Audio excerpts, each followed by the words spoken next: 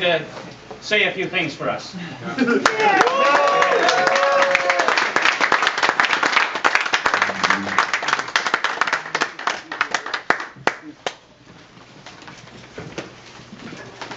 A few things. Is that what you asked me? Say a few things? Yes. You can say more too, Mel.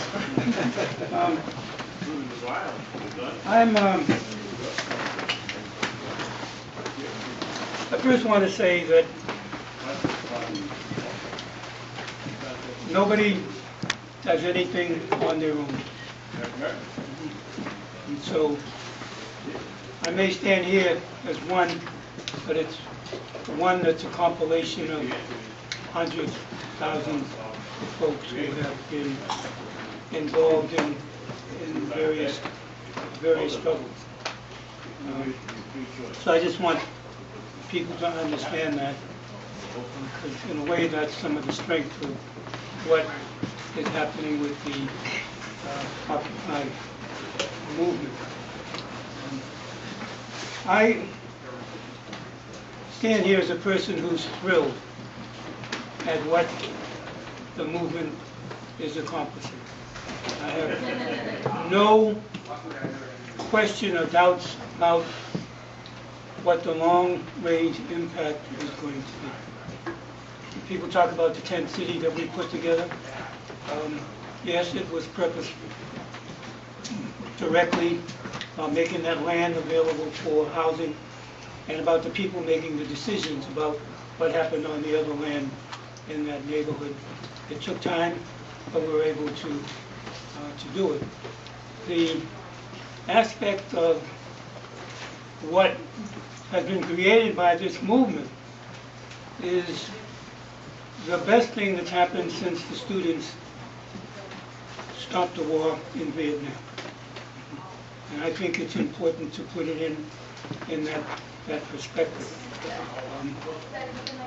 When I see that 600 cities and towns across the country are involved in some form of Occupy movement, that's huge. And one of the things I was just saying to my friend here was that you need to lift it up. You know, you're in fact doing what I asked for the next headline on the paper to say, that we are occupying minds. Right?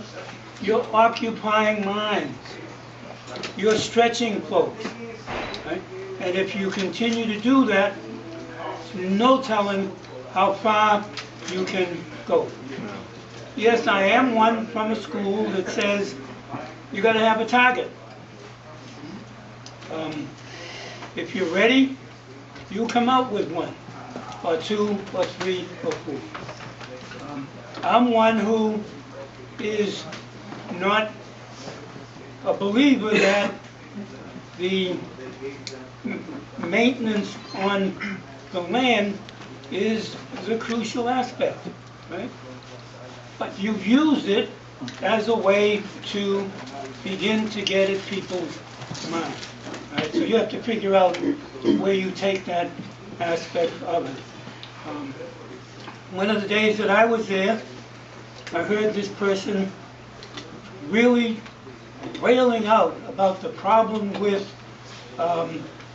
campaign financing, and that wanted to make sure that that would be taken out of the electoral process.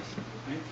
And I've heard other issues that people have raised, and I believe that the time will come when we figure out what the next steps are according to your process. Now, there's a couple of mixed things about the process, because I hear it's a consensus process. Okay? Well, if you can make that work, then you will have established a model that could work in many, many places. Right? But there are some places where I'm not sure that there is a consensus when you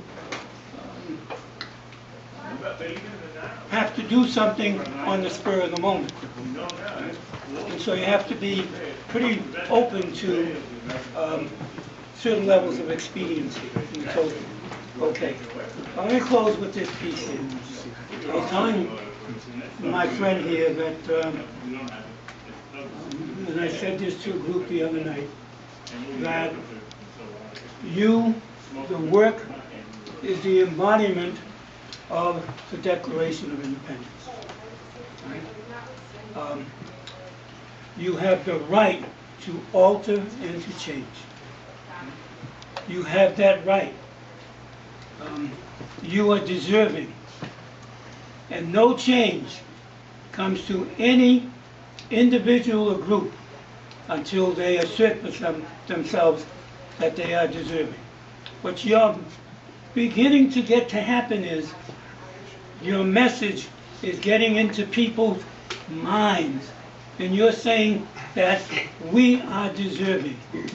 I talk about Rosa Parks, and I say that what she said was, I'm somebody, if I give up my seat, it's because I'm less than I know who I am. Right? And so she took whatever risk was involved, because she knows she would feel sick in her inside if she gave up her seat.